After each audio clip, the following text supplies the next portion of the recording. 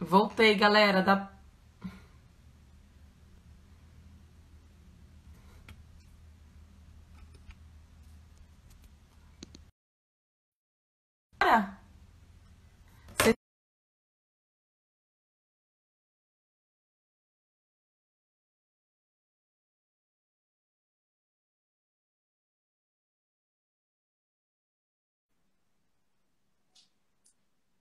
Desculpa, gente. Não sei porque travou, porque a internet aqui tá boa. Deu Pronto, certo? tá ouvindo? Meu, Bora tá tudo nada, gente. Perdão. Espero que vocês não tenham perdido o meio da meada aí. Tava escrevendo aqui todas as perguntas, então depois, quando você terminar, eu posso começar a Acho que falar. agora, acho que agora voltou. Marcinha tá escutando, Silvia, Kellen, beleza. Parar de novo, a gente faz isso de novo, tá? Vocês me perdoem. Tá Acompanha a bom. gente aqui. Fica aí que tem bastante coisa. Vou tentar É. falar bastante coisa prática para vocês. Então, pegue caneta e papel que a gente vai falar de alimentos, de suplementos, de várias coisas legais Exato. que a gente pode ajudar. Então, os pilares, só resumindo. Então, a gente tem a resposta imuninata, como eu falei. Então, infelizmente, os nossos pacientes cardiopatas já saem um pouquinho na desvantagem, porque eles têm já uma alteração de base da imunidade, mas a imunidade tem outros vários componentes. E é aí que a gente quer que vocês aprendam que dá para melhorar a imunidade. Então é muito importante dizer que a imunidade ela é multifatorial, né? Muitos fatores envolvem a imunidade. Então o que a gente viu recentemente do soro para imunidade, do remédio milagroso para imunidade, isso, se vocês estão esperando isso na live, vocês não vão achar. Não existe nenhum medicamento, nenhum suplemento, nenhuma vitamina que vai de uma hora para outra melhorar a sua imunidade. Isso é uma construção. É como se fosse uma construção de uma casa. Você vai colocando tijolinho em cima de tijolinho, fazendo uma base forte para que você garanta a sua imunidade. Então não adianta tomar limão todo dia e fazer tudo o resto errado, que o limão não vai ajudar em nada. Agora, se a gente conseguir fazer um conjunto de coisas, um conjunto de fatores, um conjunto de mudanças, de hábitos de vida, a gente certamente vai conseguir alcançar uma melhor imunidade. Talvez não seja daqui uma semana, talvez não seja daqui um mês, mas se a gente criar esses hábitos ao longo da vida, eu tenho absoluta certeza de que as crianças de vocês vão ter uma imunidade infinitamente melhor. Então, sim, existe solução, nem sempre uma solução fácil e rápida, mas dá pra gente tentar. E são coisas simples que a gente consegue incluir no nosso dia a dia. Então, o segundo pilar é a alimentação. Então, a gente vai falar um pouquinho sobre isso. Terceiro pilar, sono. Quarto pilar, atividade física. Quinto pilar, estresse, controle de estresse, também vamos falar sobre isso. O sexto pilar é comportamental.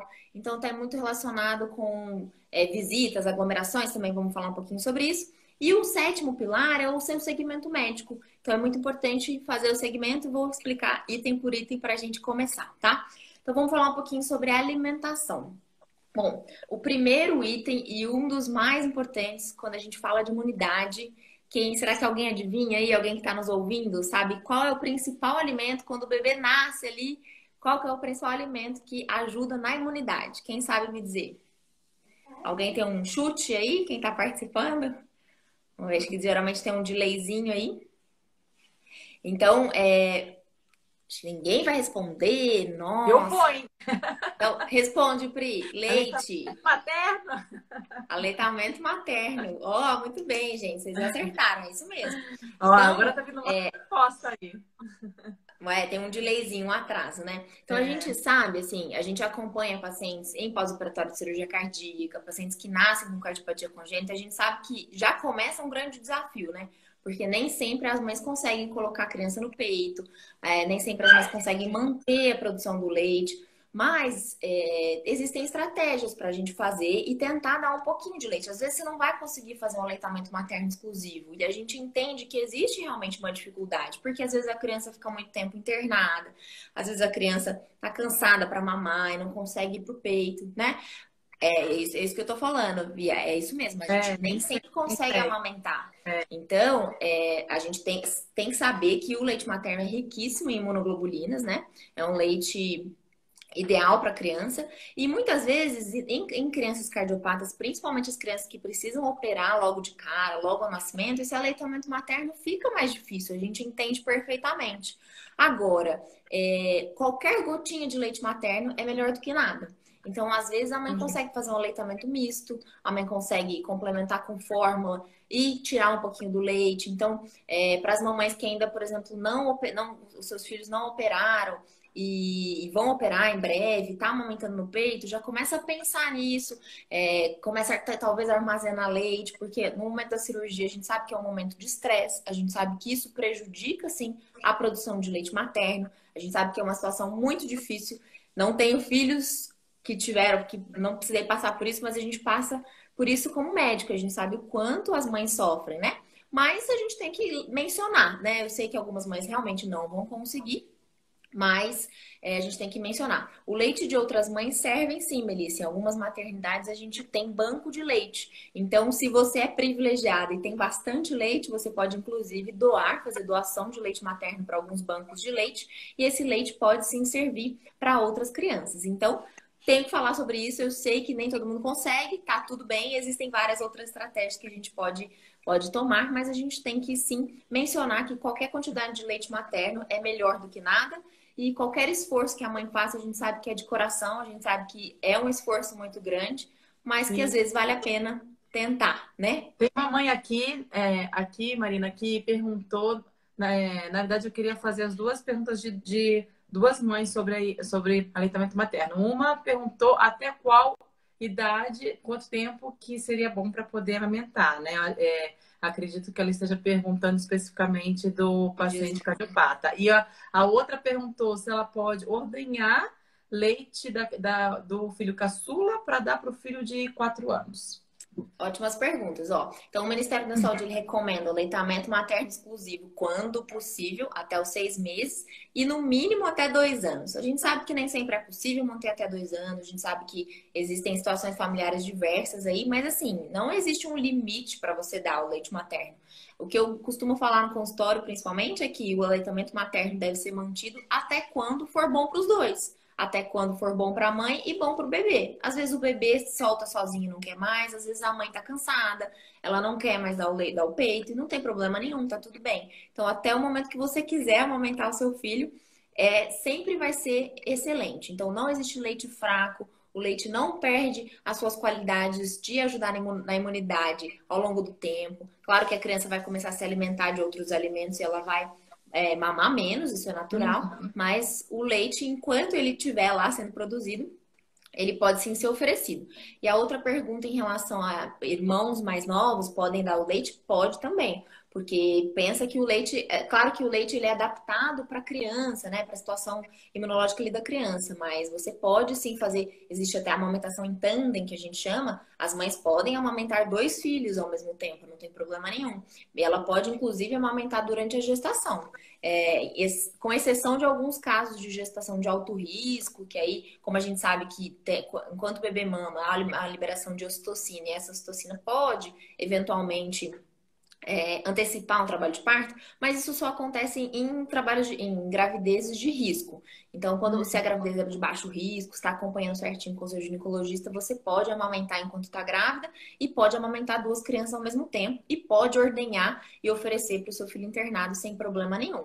Desde que você não tenha nenhuma contraindicação, que são bem poucas, né? Na verdade, mães HIV positivo e mães com HTLV, que é uma doença bem rara, né? O HIV é um pouco mais frequente, é que tem contraindicação de amamentar, e alguns outros casos bem específicos, mas que no geral são esses mesmo. Então, se você não se encaixa em nenhuma dessas situações, você pode sim ordenhar leite, inclusive passar por sonda, né? Vocês sabem que muitos bebês cardiopatas precisam se alimentar através da sonda. Então, não tem problema nenhum. E as maternidades lutam cada vez mais para oferecer condições para a mãe ordenhar, para armazenar esse leite, né? Para que esse leite materno possa ser oferecido para os bebês, porque ele é sim fundamental para as crianças. Ele protege de infecções, inclusive protege de uma infecção super grave, que é a enterocolite. Para quem teve filho prematuro, às vezes sabe do que eu tô falando. Então é importante, pode sim, tá? Então, a primeira coisa sobre a alimentação, que é isso sobre o leite materno. Em bebês cardiopatas, tem uma coisinha que acho que é importante falar, que alguns deles têm restrição de volume, né? Alguns bebês não podem mamar tudo que eles mamam, e muitas vezes eles precisam de um leite mais concentrado, como, por exemplo, o Fatrine. Então, é importante você fazer um segmento com o seu cardiopediatra para você avaliar essa questão do volume. Então, algumas crianças com uma insuficiência cardíaca descompensada precisam maneirar um pouquinho na quantidade de leite, então é importante só mencionar isso para vocês, tá? Então, primeiro de tudo sobre o leite, depois a gente vai falar dos macronutrientes, né? Que são os carboidratos, as proteínas e as gorduras. Todos esses macronutrientes são fundamentais para a gente desenvolver uma imunidade adequada. Então, falando especificamente sobre os carboidratos, ele é um importante combustível para a célula. Às vezes a gente acha que carboidrato é sempre um vilão, mas não é, né? A gente precisa de glicose, a gente precisa de carboidrato para fazer as nossas células funcionarem. Eu vou falar mais um pouquinho depois que tem carboidratos melhores do que outros, que a gente pode fazer opções melhores, mas o carboidrato é sim importante, né? E os carboidratos inflamatórios, aqueles que não são tão legais, como por exemplo a farinha de trigo branca, principalmente a farinha de trigo branco, o açúcar, os alimentos industrializados no geral, eles acabam piorando a imunidade, porque eles fazem picos de insulina, então você fica com a insulina lá no alto, essa insulina gera uma resposta inflamatória, aumenta a quantidade de triglicérides, começa a aumentar o seu risco de ter problemas lá no futuro, então a gente vê que os carboidratos são muito importantes para o funcionamento da célula, mas eles precisam ter uma qualidade legal. Então a gente também pode citar um pouquinho. Eu acho legal, Marina, que você falou disso, porque muitos cardiopatas, principalmente aqueles que não fizeram cirurgia ainda, que as mães querem deixar eles mais gordinhos, porque elas sabem que eles vão responder melhor a essa cirurgia, elas acabam dando esse tipo de carboidrato, porque querem fazer eles engordarem, mas elas não sabem que dando esse carboidrato de má qualidade, vamos falar assim, pode até fazer ele ganhar peso, mas pode não ajudar, então, aí nessa imunidade. Vai ser ruim para ele, de qualquer jeito. Sim, esses carboidratos acabam gerando uma inflamação. Então, assim, o paciente obeso, que talvez seja o caso até de algumas crianças com cardiopatia, o paciente obeso, ele é cronicamente inflamado. Ele, mesmo que os exames estejam tinindo, normais, ele tem uma inflamação de base, ele tem uma resistência à insulina maior, e isso muito é por conta dos carboidratos escolhidos de forma errada. Então, carboidratos bons que a gente tem são os carboidratos de baixo índice glicêmico. Eles têm caloria, é importante a caloria, né? Mas é importante que a gente não faça aquele baita pico de insulina, que é que a gente faz quando a gente come pão, quando a gente come macarrão, quando a gente come farinha de trigo, né? Em bolacha, biscoito, bolacha recheada. E muitas vezes eles vêm acompanhados de gorduras ruins e de um monte de açúcar. Então, todos esses alimentos talvez engordem, mas engordem de uma forma ruim para o cardiopata. Então, dá para a gente aumentar a quantidade de caloria, por exemplo, com gorduras boas. Então, vamos já passar para gorduras. Gorduras de excelente absorção, gorduras que vão ajudar na imunidade.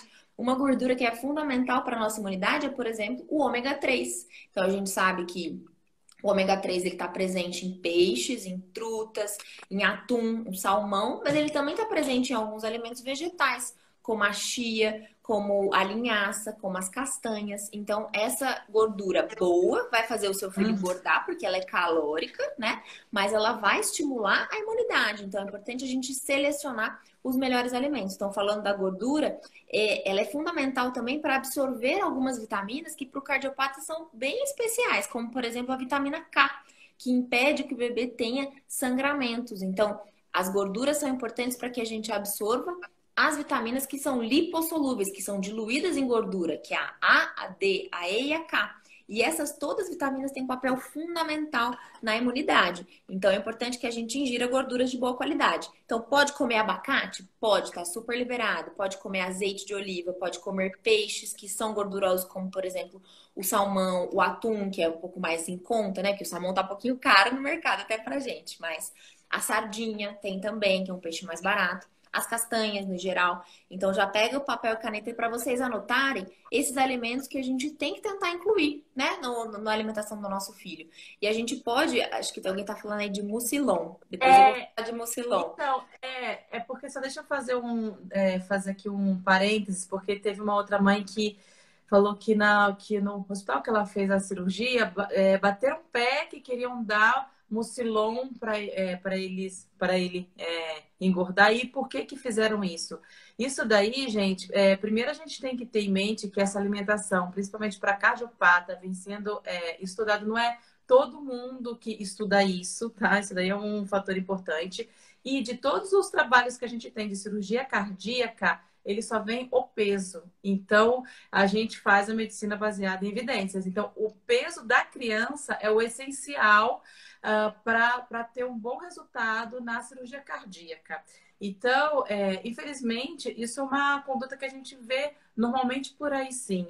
Acabam dando, às vezes, uma opção não muito saudável, mas para a criança ganhar peso para passar para a cirurgia. Então, provavelmente deve ter sido. Sim, e Tá? assim, a gente entende isso perfeitamente. Não é à toa que, assim, a alimentação dentro do hospital não é mais saudável possível, né? A gente vê crianças diabéticas comendo pão com margarina de manhã no Uhum. hospital. Então, assim, a gente sabe que, infelizmente, a gente ainda está um pouco longe de atingir uma alimentação ideal. Então, muitos hospitais não têm nutricionistas, muitos hospitais têm nutricionistas, mas têm uma verba curta, então eles compram Exato, que isso o influencia. alimento que é mais barato, que é a bolacha água e sal, que é a bolacha maisena. Então, para quem tem condição, e assim, eu tô falando de alimentos, claro que tem alguns que são um pouco mais caros, mas tem outros que são muito acessíveis. Por exemplo, se você for comprar linhaça no mercado, custa R$ 3 o quilo. É super barato. E é um alimento calórico, gorduroso, que vai engordar seu filho. Então, você pode, por exemplo, engrossar a mamadeira com aveia, com linhaça, com chia, com outras coisas que são super calóricas, que você vai conseguir sim aumentar a taxa calórica e vai conseguir aumentar o peso do seu filho, mas com qualidades melhores. Então, ninguém tá falando que é proibido, né? Ainda mais a gente Sim, sabe que algumas crianças precisam realmente ganhar peso, que o desfecho da cirurgia é muito melhor quando elas sim. estão com peso melhor, mas existem estratégias um pouco mais adequadas, como por exemplo incluir gorduras boas, né? No hospital a gente inclui o TCM, que é o É que ela perguntou, o tem uma coisa que pergunta. triglicérides de cadeia média. Ele, inclusive, é vendido na internet. Eu tomo TCM de manhã todos os dias no café. Então, é um pouquinho mais caro? Talvez seja, mas custa uns R$ 40, um vidro que dá para mais de um mês. Então, dá para a gente incluir.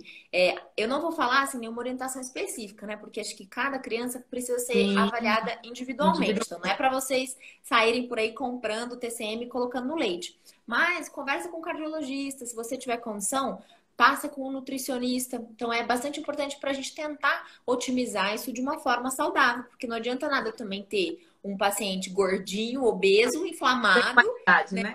sem qualidade, e aí o desfecho cirúrgico ainda não tem trabalho sobre isso, mas eu acredito que uma Sim. criança menos inflamada com certeza tem um Isso desfecho eu tenho cirúrgico dúvida também. melhor. É porque ainda a gente não tem trabalhos em cima disso, mas eu também não tenho dúvida que com uma maior qualidade, menos inflamado, ele vai ter uma evolução muito melhor, principalmente na cicatrização, eu acho, na recuperação e na cicatrização. Com certeza, sem dúvida. E aí a gente fala um pouquinho então das proteínas. Então a gente falou de carboidrato, falamos de gordura e as proteínas. Então, os aminoácidos que a Melissa colocou, é recomendado ter sempre para bebês.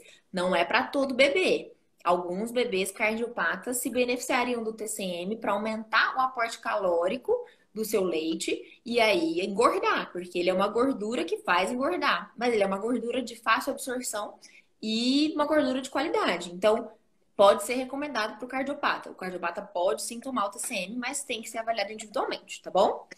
Então, as proteínas, a gente acha, fica com um pouco de medo. Ah, o paciente às vezes tem algum probleminha no rim. É, eu já respondo ali. Algum problema no rim, secundário à cardiopatia. Será que eu posso dar proteína para o meu filho? Né? Às vezes as pessoas ficam com um pouquinho de medo. Mas as proteínas ingeridas de forma adequada, elas são essenciais. A gente tem vários aminoácidos que a gente só consegue através da alimentação, que muitas vezes a gente não consegue produzir pelo nosso corpo. Então, a gente precisa sim ingerir proteína. Nem vamos entrar aqui em vegano, não vegano. Existem várias proteínas de origem vegetais que são muito boas também, tá? Mas a proteína, no geral, ela é liberada para cardiopata, a não ser que ele tenha uma restrição de volume muito importante, né? E aí a gente sempre tem que pensar na qualidade da proteína também. Então, salsicha tem proteína, calabresa tem proteína. mas vem junto de um monte de gordura ruim, vem junto de um monte de coisa. Nuggets também tem proteína, mas é muito melhor a gente comer um filezinho de frango, é muito melhor a gente comer um peixe, que já tem um ômega 3 também.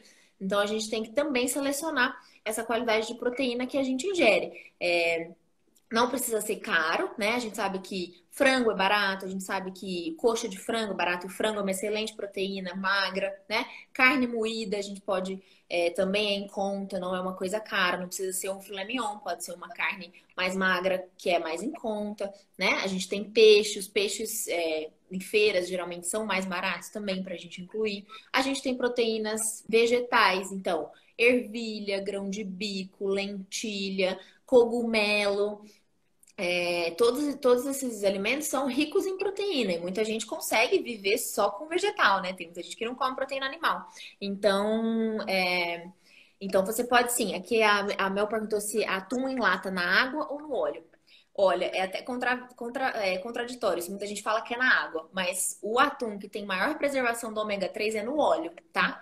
Então, o atum é melhor no óleo. O que eu faço é eu compro atum no óleo, inclusive ele é mais barato que o atum na água, e eu escorro o excesso do óleo. Então, não é para comer todo aquele óleo lá, mas ele tem mais ômega 3 do que o com água. Então, você pode utilizar o com óleo, sim, só dar uma escorridinha no óleo para não ficar em excesso também, porque tudo que é em excesso faz mal, né? E aí, então, a gente falou dos macronutrientes, agora a gente vai falar um pouquinho dos micronutrientes. Então, a gente vai falar das tão famosas vitaminas, né? Que acho que é uma das grandes Todo mundo dúvidas. pergunta qual é a vitamina que eu dou pro meu filho nessa época Já de vou coronavírus. responder aqui algumas perguntas que a Pri já me mandou, principalmente em relação à suplementação. O que a gente tem hoje orientado, né? A gente tem, pelo Ministério da Saúde, a suplementação da vitamina D deve ser feita para crianças desde o nascimento até os 2 anos de idade. Isso é preconizado pelo Ministério da Saúde. A dose é de 400 unidades até 1 ano por dia e de 1 ano para 2 anos, 600 unidades, tá? Então, isso é o mínimo. Aí, com 3 meses, para crianças em aleitamento materno ou não, tomando fórmula ou não, a gente começa a suplementar o ferro. Essa suplementação, claro que pode ser individualizada. Por exemplo, uma criança que fez uma cirurgia cardíaca que foi transfundida, ela talvez não vá precisar dessa suplementação do ferro. Então, não é que é obrigatório tomar em qualquer circunstância. Mas essa é a suplementação básica indicada pelo Ministério da Saúde. Então, a maioria das crianças devem tomar a vitamina D até os 2 anos e tomar o ferro dos 3 meses em diante também até os 2 anos. E essa suplementação pode ser individualizada. Então, cardiopatas normalmente têm hemogramas colhidos com frequência, né? Então a gente pode ajustar essa dose do ferro. A dose do ferro preconizada é uma dose profilática, é uma dose que previne a anemia. Mas às vezes a gente tem que tratar, né? O cardiopata tem bastante anemia, mais do que uma criança normal. Então a gente às vezes tem que usar uma dose um pouquinho maior de ferro e isso vai ser feito com o seu pediatra, tá? Então a vitamina D pode tomar por conta? Não pode tomar por conta, porque a vitamina D, tomada em doses erradas, pode causar intoxicação. Mas a vitamina D é um hormônio, na verdade, ela nem é uma vitamina, ela é um pré-hormônio absolutamente fundamental para a imunidade. A gente fala que assim, o nível ideal de vitamina D é acima de 30, tá? Então, alguns laboratórios colocam 20, mas existem vários estudos que já mostram que níveis um pouquinho mais elevados são melhores, principalmente para crianças que têm alguma comorbidade, como é o caso de cardiopatas. Então, eles falam bastante para pacientes com diabetes, pacientes com doença autoimune, pacientes com cardiopatia. E pacientes adultos, principalmente, ele reduz o risco cardiovascular quando a gente mantém os níveis de vitamina D um pouco mais altos. Não tem necessidade de suplementar se você não tem deficiência, né? Então a gente só vai suplementar aquele paciente que tem deficiência. Mas a gente tem que sim, muitas vezes, dosar a vitamina D, porque a gente não consegue saber quanto que tá, né? E assim, muitas vezes as mães questionam, doutora, mas não é esquisito todo mundo ter deficiência de vitamina D? Por que será? Pensa só, gente, a gente vive aonde? A gente vive dentro de casa, né? A gente vive dentro do escritório, a gente vive dentro do hospital, a gente não toma sol. Então, os nossos antepassados lá, as pessoas que caçavam antigamente, viviam expostos ao sol. Então, para mim, é um pouco lógico que a gente tenha deficiência de vitamina D, porque a gente não se expõe ao sol. E alguns alimentos até contêm vitamina D, mas é difícil a gente conseguir absorver. Então, a vitamina D ela é muito melhor absorvida quando a gente toma sol ou quando a gente suplementa. Então, são as duas formas de produzir. Como é que eu tomo sol? Bom, a Sociedade de Dermatologia não orienta mais banho de sol. Mas eu, como pediatra integrativa, eu discordo disso. Eu já li bastante coisa que me embasa, que eu oriento sim os meus pacientes a tomar sol. É para tomar sol e torrar a pele? Claro que não. A gente sabe que o sol pode causar câncer de pele, ainda mais quando exposto de forma repetida. Mas a gente precisa tomar sol um pouquinho por dia. O melhor horário para tomar sol, vocês também vão ficar bravos comigo, mas é o horário do sol forte. É o horário das 10 às 3 da tarde. É para ficar lá torrada no sol? Não é. Mas não tem problema nenhum seu filho ficar 5, 10 minutinhos tomando o sol sem protetor solar nesse horário. Se você achar que o sol está muito forte, dá um pouquinho mais cedo, não tem problema. 8h30, 9 horas, coloca a criança para tomar um solzinho. E o sol não só ajuda na produção da vitamina D, né? Ele ajuda principalmente a regular a microbiota, a nossa microbiota da pele. Então, ele seleciona bactérias boas que vão compor a nossa microbiota, que também é um item importante na imunidade. Então, o sol tem várias funções que não só a produção de vitamina D. Então, ele é um dos fatores bem importantes para a gente garantir uma imunidade adequada. Então, se todo dia o filho de vocês puder tomar um solzinho, nem que seja com a janela aberta, se não dá para sair de casa, é legal que ele tome um pouquinho de sol. E aí tem que ser sem protetor solar, que o protetor solar protege contra o câncer de pele, mas também protege a absorção desses raios solares e impedem a conversão da vitamina D3 ativa, que é a vitamina que a gente utiliza para fazer as funções da imunidade e da produção óssea também, tá? Gente, então, já respondi da vitamina D. 10 minutinhos só de sol, hein? Não é para torrar. Vocês ouviram o que ela falou, que senão depois... 5 ou 10. Depois vão falar que a doutora orientou ficar lá no sol. Não é bem assim. Ó, tem uma um pouquinho. Sobre vitiligo, né? Que se pode pegar sol. Lembra que a doutora Marina falou que ou pega sol ou toma... Ou suplementa. Né? Então, claro, algumas crianças não podem tomar sol por alguns motivos, por melasma, por vitiligo, por algumas doenças de pele. Aí a solução é suplementar, sem dúvida. Aí não tem jeito, né? Ou para quem já teve câncer de pele, não vai ficar lá tomando sol, exato, com certeza. Mas um pouquinho de sol por dia, 5 minutinhos no sol, um pouquinho mais quente, não faz mal a ninguém. Fica de olho, claro, não vai deixar a criança no sol, torrando, mas um pouquinho de sol faz bem sim. E faz bem pro nosso humor, né? A gente sabe que o nosso ciclo circadiano é regulado através da exposição à luz solar natural. Então, isso inclusive ajuda bastante no sono das crianças, que é um dos itens do nosso pilar aqui, que é o sono. Então, crianças que têm um ciclo circadiano regulado, ou seja, crianças que saem na luz do dia, que ficam no sol, elas têm um sono noturno melhor, porque a gente consegue fazer essa regulação do ciclo circadiano. Quando o sol está baixando, é quando a gente começa a produzir a melatonina, que é aquele hormônio importante para o sono. Então, a gente consegue realmente melhorar o nosso sono. Uma criança que fica trancada dentro de um apartamento o dia inteiro, muitas vezes dorme mal, porque ela não consegue regular esse ciclo circadiano. Então, o sol tem várias funções, tá bom? Com o mínimo de roupa possível. Sim, pode ser só de fraldinha, ou se tiver muito frio, né? Às vezes tá muito frio, você pode só erguer os bracinhos e os pezinhos, deixar um pouco exposto, não precisa ser peladinho, tá? Pode ser com uma blusinha, não tem problema nenhum, tá bom? Então, o sol é importante. Vamos falar então de outras vitaminas. Tem bastante, assim, as vitaminas principais para a imunidade tem muita coisa. Então, como a gente tem pouco tempo, eu vou falar rapidinho. Eu vou focar principalmente na alimentação. O que vocês podem oferecer de alimento para os seus filhos que contém essas vitaminas, para que a gente não fique falando de suplementação.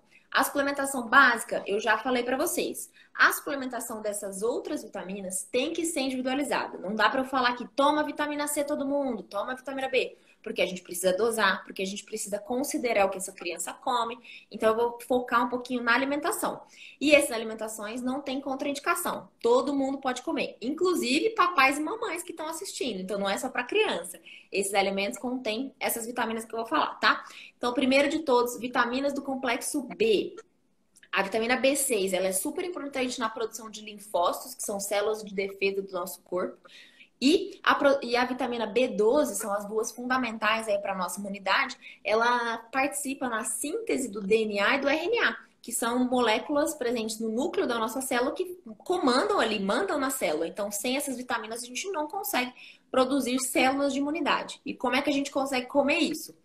carnes, leites, ovos, aveia, banana, abacate. Olha o abacate de novo. Então, a gente tem que lembrar que os alimentos vindo da natureza, eles não têm uma vitamina só, eles têm um monte de vitamina. Por isso que quanto melhor a qualidade dos alimentos, mais vitaminas vocês vão obter e menos deficiência e melhor a imunidade. Então, é tudo uma sequência aqui. A vitamina B12 está presente em salmão, na truta, no atum, nos ovos, na ostra e no leite. Ela não está presente nos alimentos de origem vegetal, só nos alimentos de origem animal. Então, muitos veganos, por exemplo, precisam repor essa vitamina. Então, se o seu filho, por algum motivo, não come carne de jeito nenhum, não come nenhum derivado do leite ou queijo, aí ele precisa repor, né, essa vitamina B12. Então, essas são bem importantes. Então, esses alimentos que eu falei são baratos, de fácil acesso e que a gente, inclusive agora é época de abacate, em abril é época de abacate. Então, podem segurar os abacates aí do mercado, que eles são, ó, excelentes alimentos, tá bom? Não vale fazer vitamina de leite condensado, mas o abacate pode comer sim. Vitamina C também é uma outra grande polêmica, né? Principalmente em relação aos resfriados, tá? A vitamina C é sim fundamental para a nossa imunidade. Só que a indústria farmacêutica acabou vendendo essa vitamina C como um milagre, né? Como a cura de todos os resfriados. E esse assunto já foi exaustivamente estudado, tá? Existem vários e vários e vários artigos e a conclusão deles é a mesma.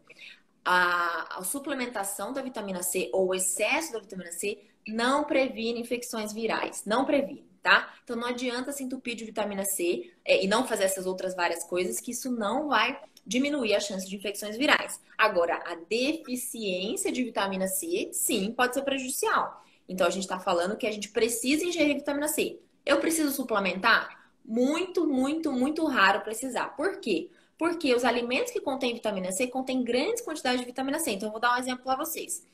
A gente precisa, um bebê de 6 a 12 meses, de 50 miligramas por dia de vitamina C. Uma ingesta, né? Porque a gente também não produz a vitamina C, a gente tem que comer, tá? E uma laranja de um tamanho médio, tem 60 miligramas de ácido ascórbico. Então, se a gente come uma laranja todo dia, ela já é mais do que suficiente para produzir a vitamina C para ingerir, né, a vitamina C que a gente precisa, tá? Então, vocês muito raramente precisam suplementar a vitamina C. Então, outros alimentos que têm muita vitamina C: limão, laranja, acerola, abacaxi, kiwi, o brócolis tem bastante vitamina C, por incrível que pareça. Então, a gente quase nunca precisa suplementar. É claro que seu filho se ele não comer nada desses cítricos, nada de forma cítrica, em alguns casos a gente vai ter que sim suplementar. E existe até indicação de suplementação em casos bem específicos, mas em adultos, tá? Na criança, na grande maioria das vezes, a gente não precisa.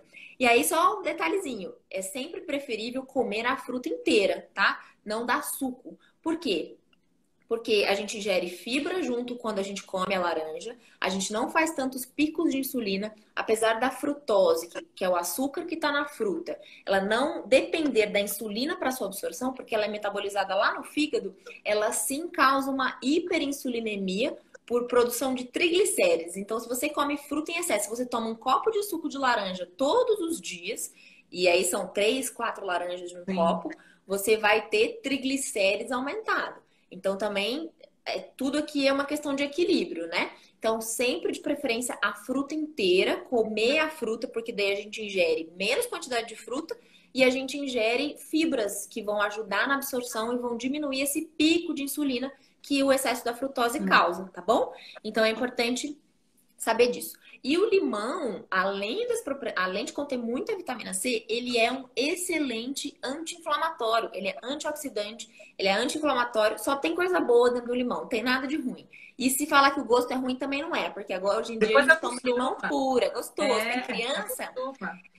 A gente acha que criança não vai gostar de limão, né? Mas quando você apresenta o limão sem açúcar, por exemplo, a criança não tem o paladar formado. A gente que tem o paladar de criança formado lá atrás, que a gente só comia coisa com açúcar. Então, já vi várias crianças chupando limão e achando uma delícia. Então é tudo uma questão de hábito também, né? Então vamos lembrar disso. Quando a criança está na introdução alimentar, se a gente der o exemplo, se a gente não induzir o paladar da criança com coisas doces, ela nunca vai aprender a gostar de doce. Então quem faz a criança gostar de doce somos nós. Somos nós, pais e mães, que oferecem essas comidas para a criança. Uma criança que nunca viu açúcar na vida, não tem vontade, não fica doente, nada disso, tá? Pode dar para o bebê de 9 meses? Pode dar para o bebê de 9 meses. Pode dar o limão a partir dos 6 meses. A partir da introdução alimentar, você pode dar o limão. Limão causa refluxo? Também não causa refluxo. Por quê? O refluxo em criança, ele está muito mais associado à imaturidade do esfíncter, do musculinho, do que da acidez do estômago. Refluxo causado por acidez é coisa de adulto, obeso, que tem disfunção no estômago. Criança não tem refluxo por excesso de ácido. E o limão, ele ajuda a regular o pH do estômago e ele ajuda a absorver melhor os alimentos. Então, pode dar sem problema nenhum. Mesmo aquelas crianças que tratam de refluxo, pode tomar limão, tá? Claro que se a criança ficar irritada, se você sentir que ela tá desconfortável, aí tudo bem, você não dá. Mas não tem uma contraindicação médica de dar o limão por conta disso, tá bom? Porque o refluxo tem outro mecanismo. Então, a vitamina C não precisa tomar todo dia, você precisa sim se esforçar para incluir alimentos que contenham vitamina C. E a deficiência de vitamina C pode ser bastante prejudicial, mas ela em excesso também não previne as infecções virais, os resfriados. Laranja demais pode dar infecção de urina? Não tenho essa informação, tá? Não ouvi falar também não. Também não. Talvez por conta da acidez que eles... acho que não. Tem o suco de cranberry, eu sei que previne infecções urinárias. Mas a laranja nunca ouvi. Então, se você tiver algum artigo, alguma coisa aí, você manda pra gente, tá? Aí, ó, o Emanuel falando que o filho de 6 anos adora comer comida com limão, tá vendo? Então é só uma questão... Várias mães colocaram aí, minha filha chupa limão puro. Então, assim, se você, por exemplo, der um limão por dia e outra fruta que tenha a vitamina C, acabou, já tá mais do que suficiente. Então, você já tem a quantidade de vitamina C necessária, tá? Outra vitamina importante, então, vitamina A. A vitamina que dá cegueira quando a gente tem deficiência, né?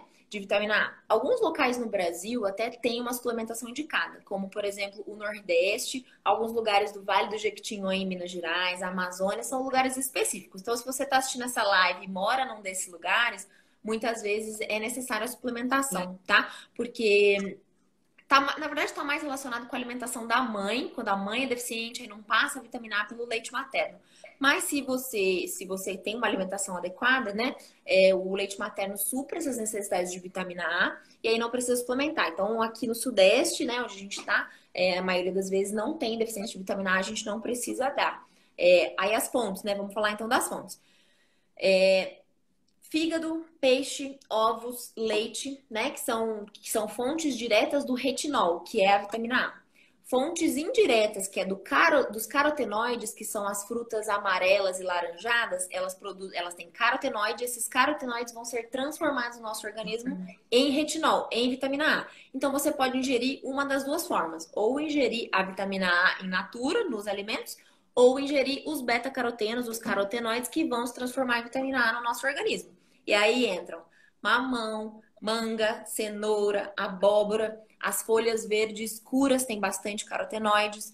Então, a vitamina A ela é muito importante para manter a integridade da nossa pele, a integridade do nosso intestino, previne com que bactérias, fungos e vírus entrem no nosso organismo, tá? Então, é importante que a gente saiba dessas fontes de alimentos. Eu tô falando de comida de verdade, tá vendo que eu não falei de nada muito mirabolante, né?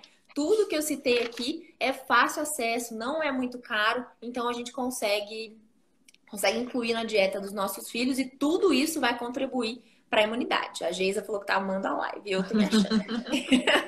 Tá ótima, eu tô adorando. E aí vamos falar agora então de mais uma vitamina, a vitamina E. Tem uns trabalhos bem interessantes em relação à vitamina E, que pacientes que têm deficiência de vitamina E têm mais chance de ter infecções virais, tá? Então, principalmente pneumonia por influenza, que é uma das que a gente está na sazonalidade agora, tá?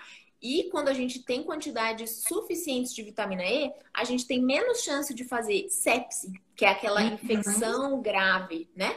Então, a vitamina E é importante não só para a função da imunidade, mas para prevenir essas infecções mais graves, principalmente de vias aéreas, de vias respiratórias, do pulmão, do pulmão de resfriados e tudo isso, tá? Então, onde é que a gente encontra a vitamina E? Espinafre, semente de girassol. Eu vou falar da semente de girassol nos próximos itens também. Semente de girassol, gente, é uma excelente fonte de zinco, de vitamina E, tem selênio e é super barato. Custa R$ 3, R$ 4 o quilo. O que eu faço na minha casa é, para quem tem criança pequena, não dá para fazer isso porque ela pode engasgar, né? Então, se você tiver criança pequenininha que não mastiga ainda, você pode triturar a semente de girassol ou a semente de abóbora, né? Que são duas bem importantes, e colocar por cima da comida. Pode fazer isso sem problema nenhum. Só não pode dar a semente inteira, porque ela pode ter risco de engasgo, tá? Mas para crianças maiores que, por exemplo, gostam de salada, é um excelente crocante para salada, dá um gostinho super especial. E você pode incluir esses alimentos diariamente na sua alimentação, né? Colocar por cima da salada, colocar por cima do arroz, dar aquele crocantinho, pode jogar um pouquinho de sal por cima, pouca quantidade, para dar aquele crocante. Então, com a salada combina bastante mesmo. Combina bastante, né? E você pode também, quando não tem sal, colocar em cima da fruta, que fica bem gostoso também. Coloca a fruta picadinha.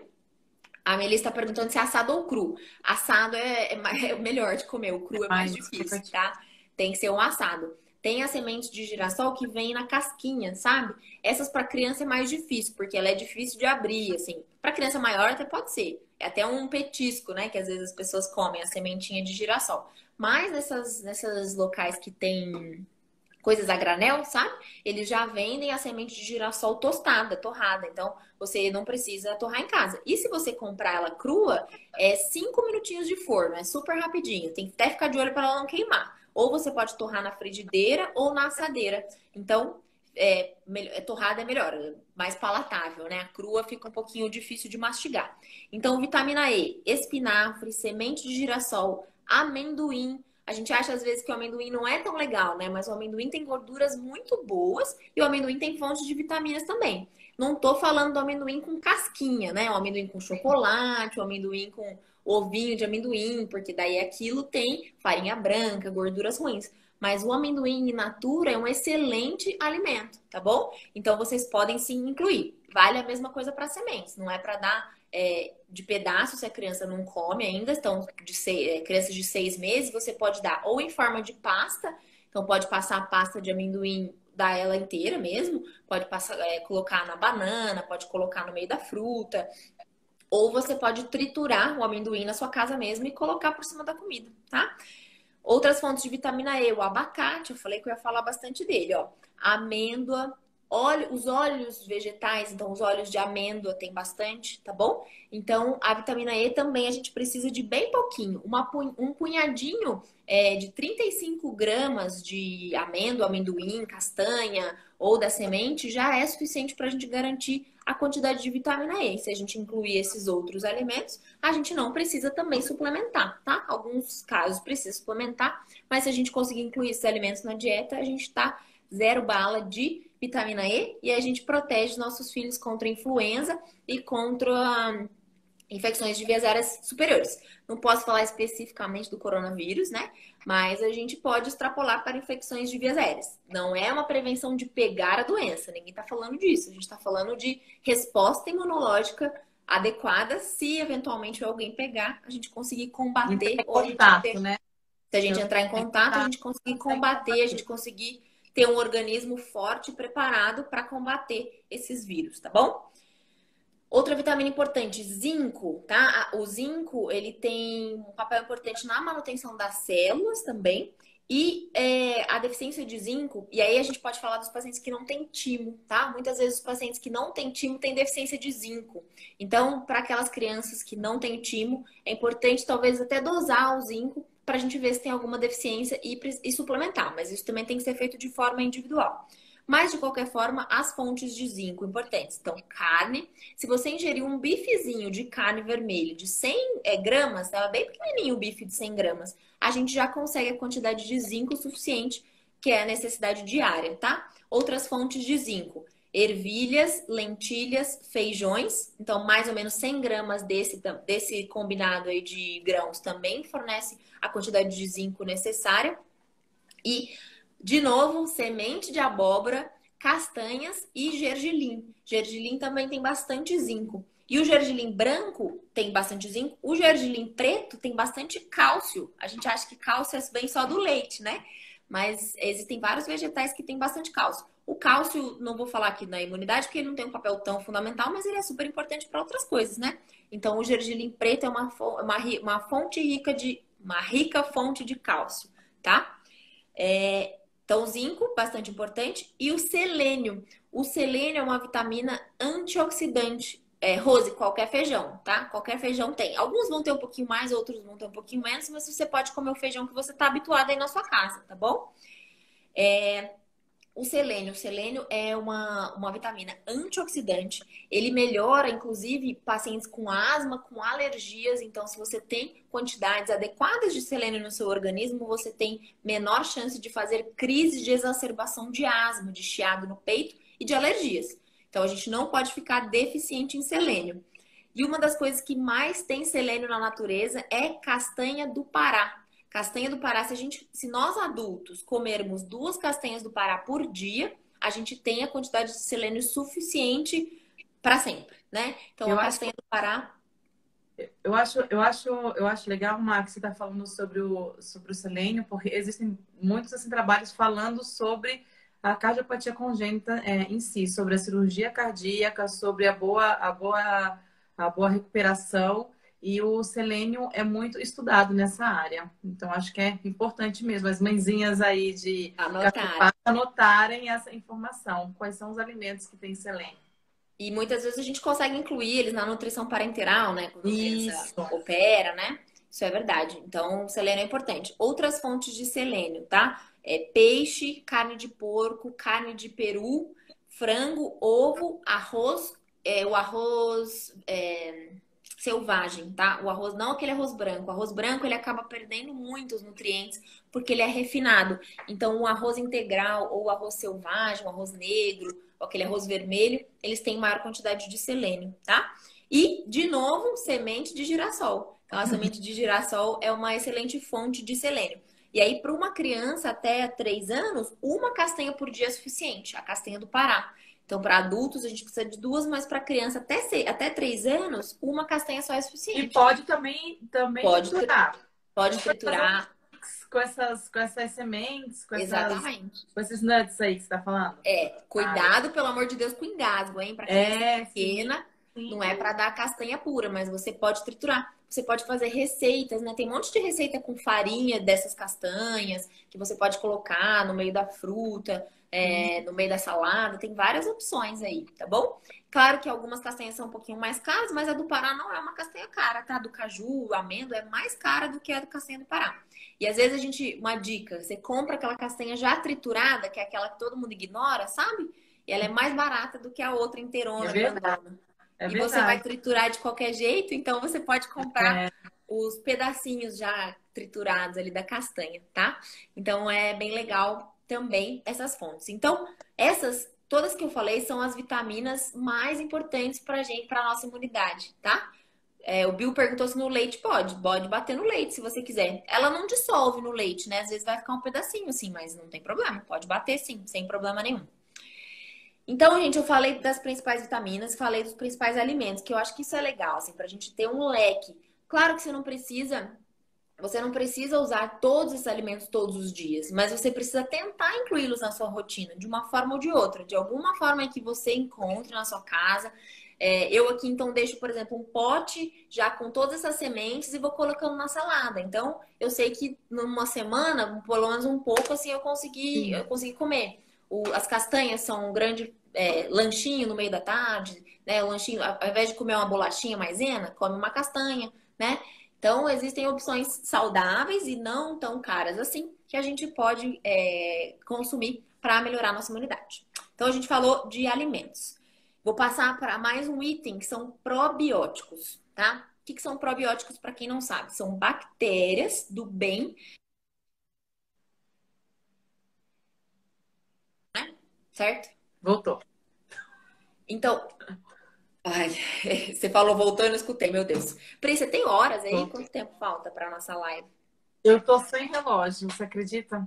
Alguém tem hora aí? Manda pra gente que horas são, porque eu também não consigo ver do celular. Isso. Então, É, vou falar um pouquinho sobre probiótico, tá? Então, probióticos são alimentos que contêm bactérias do bem que vivem na gente. A gente tem mais bactéria do que célula, tá? Por incrível que pareça, a gente tem muita bactéria no nosso e já organismo, no são nosso intestino. 22 e 22, ó. Deve estar acabando, então, a nossa live, né? Obrigada, É, gente. Então, probióticos. O que contém probiótico? Eles são excelentes para a imunidade, principalmente porque eles habitam de forma saudável o nosso intestino e eles impedem que a gente desenvolva bactérias ruins. Então, se a gente tem uma microbiota ruim, a gente vai ter diarreia, a gente vai ter inflamação no intestino, a gente vai ter várias alterações intestinais, tá? Então, é isso aí, ó. Kefir. Kefir é uma ótima fonte de probiótico. Pode dar biótico. para criança? Pode dar para criança, tá? O único ressalvo, assim, para crianças que estão em aleitamento materno exclusivo, eu costumo esperar um pouco para introduzir a proteína do leite de vaca, tá? Porque é uma proteína inflamatória, no iogurte acaba tendo. Então, assim, ele é mais recomendado para crianças depois de 1 ano. Mas se seu filho, por exemplo, já toma fórmula que é feita com a proteína do leite de vaca, se não for uma fórmula hidrolisada, ele já está exposto a essa proteína, daí ele pode sim consumir o kefir. E então tem só essa ressalva, assim, que aí você conversa com o seu pediatra e define, tá? Mas outras fontes de, então, o iogurte natural, o kefir, aquele chá que chama kombucha, vocês já devem ter visto, né? O kombucha, ele é um chá fermentado e aí pode dar para criança um pouquinho mais velha, dependendo do chá, porque às vezes é feito de chá verde, que tem um pouquinho de cafeína. Mas para crianças maiores, ele pode sim ser utilizado, é uma excelente fonte de probiótico. Tomar sol ajuda a produzir probióticos bem. E a vitamina S, que é a vitamina da sujeira, né? A gente acaba, com crianças cardiopatas, acho que as mães ficam até um pouco mais preocupadas em relação a higienizar tudo, limpar tudo, ainda mais em épocas de coronavírus, né? Talvez nessa época eu não possa recomendar isso, mas é importante que a criança tenha contato com a natureza, que ela sente na grama, que ela tenha contato com essa sujeira mesmo, né? Claro que não é para pôr na boca, claro que não é para engasgar, mas é importante ela ter contato com isso. É importante que o ambiente que ela viva não seja estéril, porque a gente desenvolve a nossa imunidade através do contato com outros micro-organismos, substâncias, bactérias, né? Então, se a criança está bem, lógico que você vai colocar uma criança doente, o que acabou de operar no chão, não tô falando isso, mas se a criança tá bem, já operou, o coraçãozinho tá ótimo, a gente pode sim expô-la à vitamina S, deixar brincar na terra, deixar brincar na areia, porque isso ajuda também a estimular a imunidade, tá? Os lactobacilos podem ser suplementados, mas é importante, quando a gente for suplementar lactobacilos, é importante a gente avaliar que tipo de bactéria tem no intestino. Então, não é tão simples assim, não é só dar Yakult. E outra coisa, o Yakult tem um zilhão de açúcar, um monte de conservante. Então, por mais que ele soe bom, ele não é um alimento ideal, tá? Então, tem outras formas melhores aí de dar os probióticos. Eu acho que a gente vai ser interrompida a qualquer momento, Pri. Eu também acho. O que você acha? Mas porque falta ainda você falar dos outros pilares e a gente fazer né? Vai ter que fazer um desfecho. Você acha melhor a gente continuar amanhã, continuar em alguma outra hora para a gente ter mais 1 hora aí falando? O que Nossa, você eu não sei se acha? o pessoal tá cansado. Tem 50 pessoas online. O que vocês acham? Opinem aí. Que eu vou falando, a hora que parar. Eu acho que eu vou falar mais uns 5 minutinhos. Aí dá pra Então, tá gente bom. abrir mais um pedacinho da live. Pode depois abrir outro? Tá. Pode. Então tá bom. Pode ser? Se todo Pode. mundo suportar me escutar falando ainda. Claro, tô todo mundo Então, anotando ainda. Então, falamos do probiótico, tá? A Fica live vai ficar salva no Instagram do Coração Curumim. Fica 24 isso. horas, tá? Eu vou tentar gravar, depois se eu conseguir eu coloco no YouTube. Aí eu divulgo pra vocês no Instagram, tá bom? Então, falei de probióticos. Eu vou falar um pouquinho de sono, tá? Então, a gente falou lá da regulação do ciclo circadiano, mas o sono é muito importante porque durante o sono a gente libera citocinas, que são células que combatem as infecções e as inflamações. Então, a gente só consegue combater a doença quando a gente dorme. Vocês já perceberam, né? Que às vezes a gente tá resfriado, tá com o nariz correndo, tá com dor de cabeça. Você dorme, tudo melhora, Melhora. né? É Então, o bom sono é fundamental, tá? Então, a para gente memória é precisa. bom, para saúde é bom, para imunidade é bom. Com certeza. Então, a gente precisa de um sono reparador para garantir produção de imunoglobulina, defesa do nosso organismo contra alguma coisa que está ali influenciando, que está inflamando. E para crianças pequenas, é muito importante que a gente tenha uma rotina, tá? Então, eu sei que tem muito mãe de bebê aqui. E os bebês, gente, eles dormem bastante. Às vezes a gente acha que o bebê tem que ficar acordado durante o dia para dormir melhor à noite, mas isso é uma mentira. Criança que dorme bem de dia, dorme bem à noite. Então, a criança precisa fazer a soneca durante o dia. A gente precisa respeitar as janelas do sono dessa criança. Então, quanto menorzinho o bebê, mais tempo ele vai ficar dormindo. Então, é importante que a gente respeite isso, que a gente não estimule demais a criança, que a gente não coloque TV, televisão, barulho, coisas que vão hiperestimular um bebê que não precisa desse tipo de estímulo e com certeza ele vai ficar com sono prejudicado à noite. Então a gente tem que tomar bastante cuidado com isso, tá? Então o sono para criança cardiopata ou não é fundamental para a gente garantir uma imunidade adequada. Outro item importante então, atividade física, tá? Atividade física, a gente sempre precisa fazer uma ressalva que para a liberação de atividade física é preciso que você passe com o seu cardiologista, né? Ele vai avaliar através do exame físico, através do ecocardiograma, através do eletro, se seu filho está apto para fazer atividade física. Mas muitas vezes, quando eles já operaram, quando eles já estão estáveis, é liberado sim atividade física. Às vezes não é liberado atividade física de alto impacto, né? Atividades físicas muito extenuantes, muito cansativas, mas liberado atividades físicas mais leves. Então, vai depender de cada cardiopatia, vai depender de cada condição da criança, mas mesmo que seja uma caminhadinha leve, essa criança precisa se mexer. Assim como nós adultos, né? A gente precisa se mexer. Eu poderia ficar horas e horas falando sobre os benefícios da atividade física. Então, seja ela de alta intensidade, seja ela de baixa intensidade, a gente precisa tirar bumbum do sofá, parar de assistir televisão, parar de ver o celular e a gente precisa fazer atividade física. E é muito importante a gente frisar, porque todo mundo fala, mas ele é cardiopata, ele fez cirurgia cardíaca, essa questão de individualizar. Então, a grande maioria pode fazer sim. São alguns poucos pacientes que têm alguma restrição para atividade física, então precisa mesmo passar com o seu cardiologista para poder definir se o seu filho pode ou não fazer atividade física, porque é importante sim, tá? Ó, a Miss Lene colocou aqui, nessa quarentena, coloque música e dancem com seus filhos. Pode ser. Falou que tá difícil fazer atividade física com os filhos nessa quarentena. A gente tem que inventar. Isso mas o que eu gosto de falar é que criança não precisa fazer atividade física programada. Claro que é legal também fazer aula de natação, fazer um esporte, isso é legal. Mas a atividade física pode ser não programada, pode ser brincadeira, pode ser andar de bicicleta na rua, pode ser subir no parquinho, pode ser correr em volta da sala, pode ser... E criança inventa bastante coisa. Então não precisa, pode ser às vezes, gastar pode... dinheiro com a academia de natação. A gente sabe que também pode ser caro. Então tem coisas... né? Que você não precisa pagar, que tá aí de graça e é só se reinventar. E agora eu vou falar um pouquinho, então, de alimentos anti-inflamatórios. Então, eu falei de alguns que contêm algumas vitaminas essenciais aí para nossa imunidade, mas tem alguns alimentos que talvez não diretamente influenciam nas células de imunidade, mas eles são alimentos anti-inflamatórios, tá? Que vão melhorar a sua oxidação do celular, vão melhorar as suas células de defesa no geral. Então, alimentos anti-inflamatórios. Já falei do limão, o limão é um deles, tá? A cúrcuma, curcumina, tem um monte de estudo de qualidade que indica a cúrcuma. Você pode tomar em forma de cápsulas, mas não precisa. Você pode incluir no tempero do alimento do seu filho. Pode usar desde os 6 meses, não tem contraindicação, a não ser que você tenha alergia, mas é muito, muito raro ter alergia. Então, se o seu filho tem alergia, não pode. A cúrcuma, existem também assim, trabalhos que falam, por ele ser um alimento anti-inflamatório, de usar no pós-operatório imediato. Então, assim, eu já participei de congressos que falam disso. Então, essa indicação aí também é muito valiosa, mães. Podem anotar.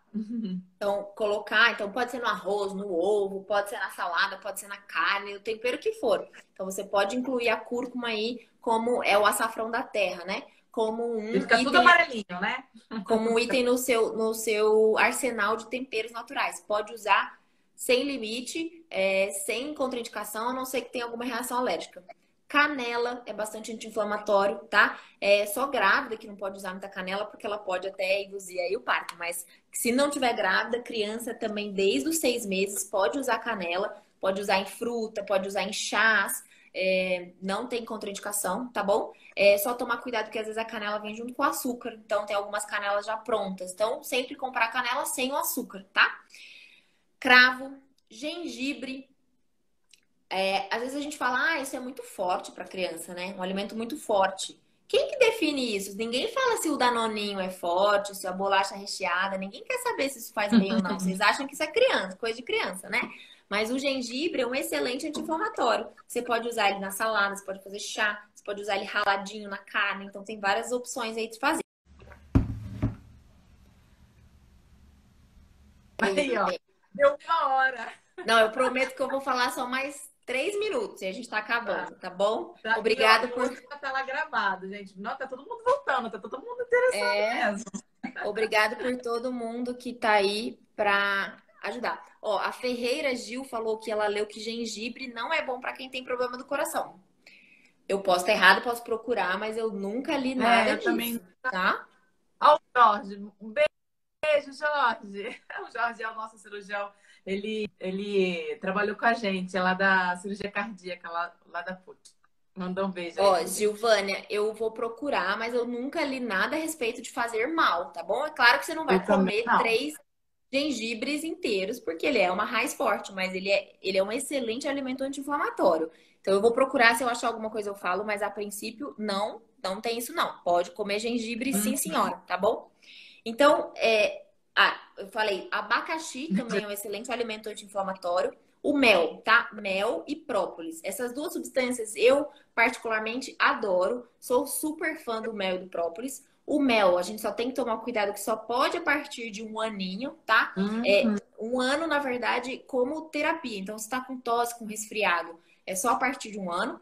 Como adoçante, só a partir de 2 anos, porque o mel é super doce, né? E o Ministério da Saúde, ele orienta a introdução do açúcar apenas a partir dos 2 anos. Então, se for para fins terapêuticos, então está com tosse, está com resfriado, depois de 1 ano pode usar. Agora, se for para adoçar, aí a gente espera 2 anos, tá? E o própolis, ele pode ser utilizado a partir dos 6 meses, desde que ele seja um própolis industrializado ou que passe por uma qualidade. Então, tem muito própolis caseiro aí que eu não consigo garantir a segurança no armazenamento desse própolis. Então, eu prefiro indicar o própolis da farmácia, porque eu sei que ele é feito na indústria e a indústria conserva o própolis de forma adequada. O risco do própolis e do mel é o botulismo, né? Então, a toxina botulínica que fica presente ali no armazenamento. Não é que tem botulismo, não é que tem botulismo no mel, é porque na hora de armazenar ele fica mal armazenado e pode ter a toxina do botulismo, tá bom? Sem álcool ou com álcool? É uma pergunta boa, assim, tem muita gente que indica própolis sem álcool para criança, mas eu já li bastante a respeito e assim, a quantidade que tem de álcool é muito, muito pequena. E Não vai. o própolis alcoólico, ele tem melhor ação, tá? Então, o própolis conservado no álcool, ele é melhor do que o própolis aquoso. Ele preserva mais as propriedades antifúngicas, antibactericidas e antivirais que o própolis tem. Então, o própolis é uma excelente medicação fitoterápica, né? Não tem também efeitos colaterais, a não ser que você tenha reação alérgica, né? Então, fora isso, também tá liberado, você pode utilizar sim, tá? A gente usa mais ou menos uma média de meia a uma gotinha por quilo, mas é bom você conversar com o cardiopediatra, com o pediatra, para se certificar de que tá tudo bem. Mas a princípio não tem nenhuma contraindicação Não formal, tem tá? nenhuma condição, né? Então, esses alimentos são alimentos anti-inflamatórios. Outros alimentos bons também, alho e cebola, tá? O alho e a cebola, inclusive, tem probiótico. Eles têm bactérias boas. Então, alho e cebola também são 2 alimentos excelentes. E eu vou só frisar, então, os alimentos inflamatórios, que é aqueles que a gente não quer ficar comendo. Claro que de vez em quando pode comer, claro que ninguém tá falando aqui que vocês têm que ter uma dieta totalmente restrita, nem os filhos de vocês, principalmente. Mas não pode ser todo dia, tá? Então, açúcar refinado, principalmente. Só uma pausa. Antes assim, de você falar desses alimentos que são inflamatórios? Explica um pouquinho, porque teve uma pessoa que perguntou lá no início da live alimentos inflamatórios. Então, só explica Tá, assim isso um é pouquinho legal. para eles entenderem, e aí depois você, né? Tá. Os alimentos inflamatórios, então, o que que eles causam? Eles causam aumento dos nossos adipócitos, que são aumento das nossas células de gordura. Quanto maior a célula de gordura, maior a nossa inflamação. Por quê? Porque é uma célula que fica blindada, ela não tem um monte de receptor que geraria anticorpos, enfim, e ela é uma célula que produz muita inflamação. Então, ela obstrui os nossos vasos sanguíneos, ela não permite que as nossas células tenham uma função adequada. Então, vários alimentos podem causar isso. É claro que bactérias, vírus, fungos também causam inflamação no corpo, né? Por exemplo, quando a gente bate o dedão na porta, ali gera uma inflamação. Então, são células de defesa ali trabalhando para sarar aquele machucado. Mas quando a gente ingere alimentos que causam inflamação no organismo, pensa nessa inflamação, mas no corpo inteiro. Então, se você, o obeso, o paciente obeso, é um paciente inflamado. Então, ele está o tempo inteiro tentando combater aquela inflamação, aquela infecção. E aí ele fica mais suscetível a ter doenças cardiovasculares, infarto, AVC. E isso para criança também, tá? Às vezes a gente acha que infarto e é só para adulto. Isso não é verdade. A gente vê hoje em dia uma epidemia assim horrorosa de obesidade infantil e está muito relacionado com a nossa alimentação. Então, a inflamação é isso. Além disso, o excesso desses alimentos inflamatórios geram resistência à insulina. Então, cada vez mais o nosso pâncreas precisa trabalhar para produzir insulina, porque a gente está precisando de muita insulina, porque a gente come muito açúcar, né? Muita coisa que vira açúcar. E aí essa insulina acaba ficando deficiente, ela não funciona direito. E aí vem o diabetes tipo 2, né? A gente tem o diabetes tipo 1 que não tem insulina nenhuma.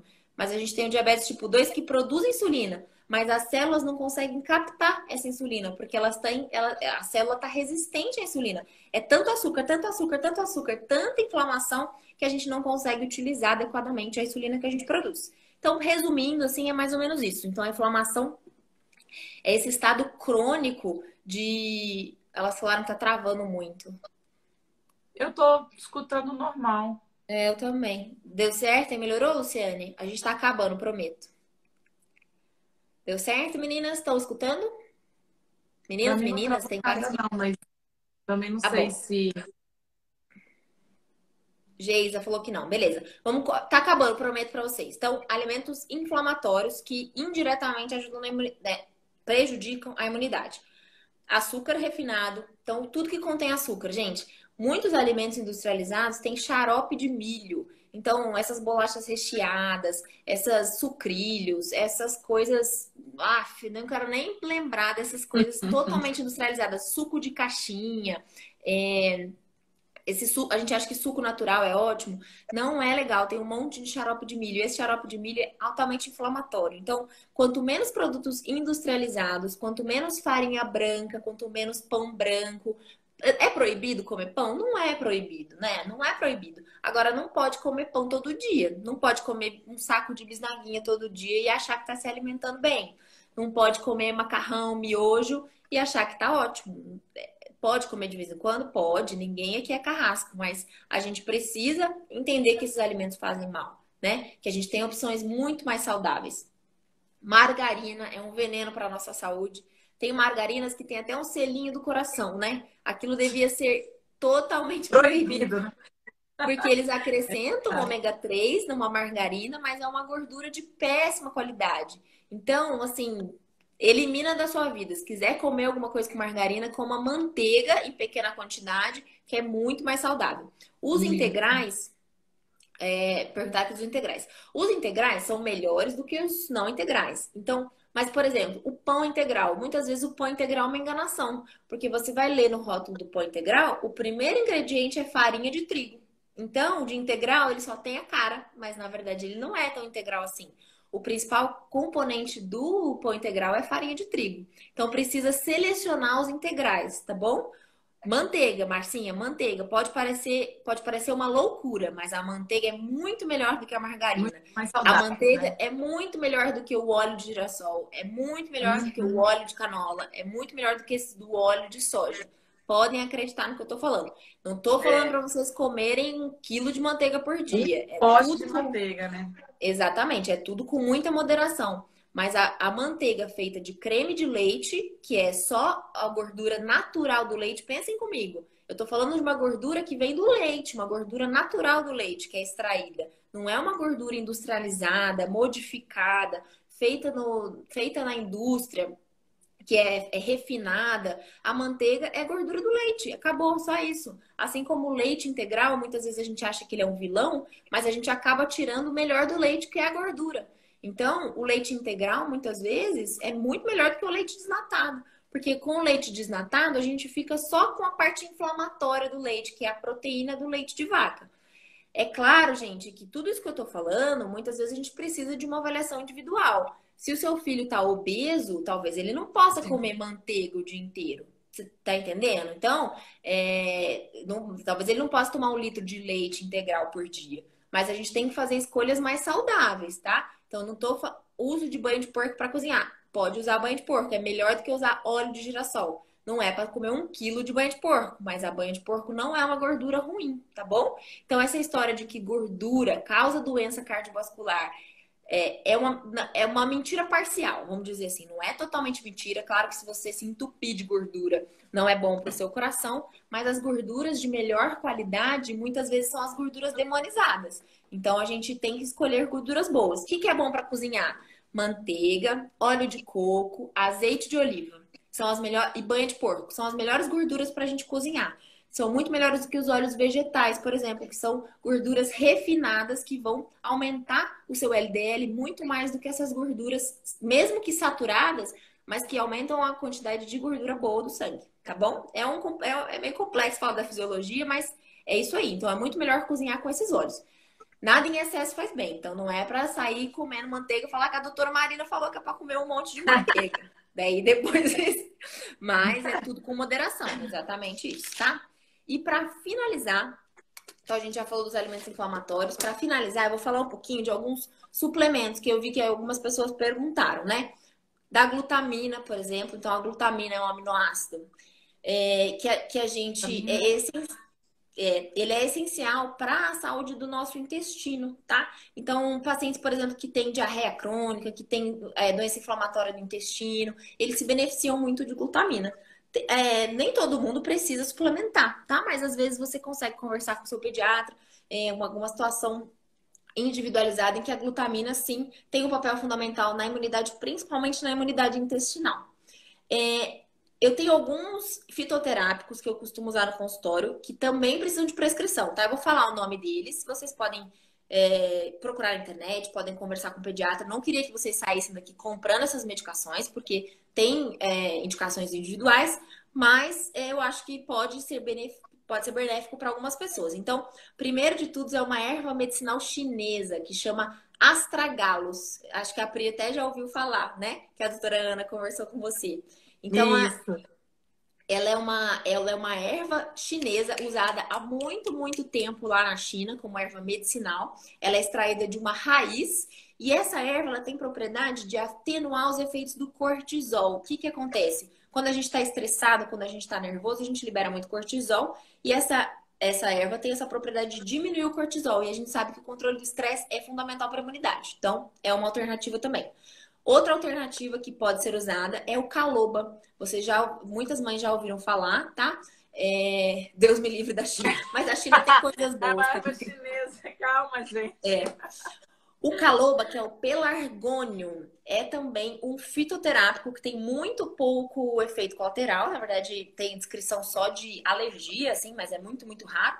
E ele pode ser usado em vigência de infecção viral. Ele geralmente encurta um pouquinho o tempo das infecções virais. É claro que eu tô falando aqui de infecções simples, né? Não tô falando de criança que fica cansada, cardiopatas, principalmente, que precisa internar. Não tô falando disso. Tô falando de um resfriado comum, que às vezes você pode tratar em casa, ainda mais agora nessa época de quarentena, que a gente deve procurar o pronto-socorro apenas em casos graves, né, em casos de insuficiência respiratória, também é uma alternativa que a gente pode usar. E tem um outro fitoterápico que é a equinácea púrpura. Também é um fitoterápico legal para a imunidade, principalmente crianças que têm infecções virais de repetição, esses resfriados comuns de esses resfriados comuns que a criança tem quando vai para a Uhum. escolinha, enfim. Então, esses são alguns nomes para vocês, só para levantar aí a bola, para vocês pesquisarem, conversarem com os pediatras de vocês, que são alternativas que a gente pode utilizar. Para fechar, o último ponto. Ambiente. O que a gente tem que fazer no nosso ambiente para garantir uma melhor imunidade? Então, o primeiro é controle de estresse. A gente acha que criança não estressa, né? Mas as crianças estressam e elas estressam principalmente quando os pais estão estressados. Então, uma das coisas muito legais é tentar manter um ambiente calmo, um ambiente tranquilo. Se você fica berrando o dia inteiro com seu filho, ele vai ser uma criança estressada, ele vai aumentar o nível de cortisol, vai aumentar o nível de estresse. Então, a gente pode tentar amenizar essa situação colocando uma música tranquila, aprendendo a, por exemplo, meditar. Existem técnicas de meditação para crianças a partir de 4 aninhos. Crianças a partir de É 4 anos verdade. conseguem fazer meditação. E meditação é cientificamente comprovado que melhora a nossa imunidade, tá? Então também é uma coisa para se fazer. Outra coisa que as mães falaram, então, isso de ambiente, né? Tentar controlar o estresse do ambiente. Excesso de luz, excesso de barulho, excesso de tela, isso tudo aumenta a quantidade de estresse, aumenta o cortisol e diminui e piora a inflamação do nosso organismo e piora a imunidade, tá? Calor ou uso diário. Em alguns casos, até pode usar, mas normalmente eu uso só em quadros de infecção viral. Na vigência, enquanto a criança está resfriada. Não necessariamente precisa usar todo dia, mas isso pode variar dependendo da indicação, tá bom? E outra coisa importante em relação ao ambiente, que algumas mães falaram, eu tenho medo de levar meu filho no parquinho porque ele tem contato com outras crianças. Isso, infelizmente, é uma realidade. Então, principalmente crianças muito pequenas, até os 3 meses, ou crianças que acabaram de operar, né, ou estão se recuperando de uma Sim. cirurgia. Infelizmente, a gente precisa fazer esse isolamento social independente da nossa quarentena aqui, porque a gente precisa evitar o contato dessas crianças com pessoas doentes. E a gente sabe que muitas vezes a família quer ver, os tios querem ver, as pessoas querem visitar, mas a gente precisa, para o bem da criança, evitar esse contato. Então, o controle do ambiente também vai além. A gente consegue, então, minimizar as visitas hoje em dia, então dá para fazer online, não é a mesma coisa, eu sei, mas às vezes a É, criança acabou de sair do hospital, tá se recuperando de uma cirurgia, vai 30 pessoas na casa, aí não há imunidade que aguente, né? Exposição de 30 vírus diferentes. Então, é importante a gente ter isso em mente. E quando a criança recuperar, quando ela já estiver bem, né? Quando ela já tiver saído da fase de maior recuperação aí, de inflamação, aí sim ela vai poder ter um convívio social, ela vai poder brincar, conhecer os parentes, enfim. São crianças muita muito especiais que a gente visita. cuida e tem que ter especiais, né, Pri? Exatamente. Muito obrigada, Mar. Nossa.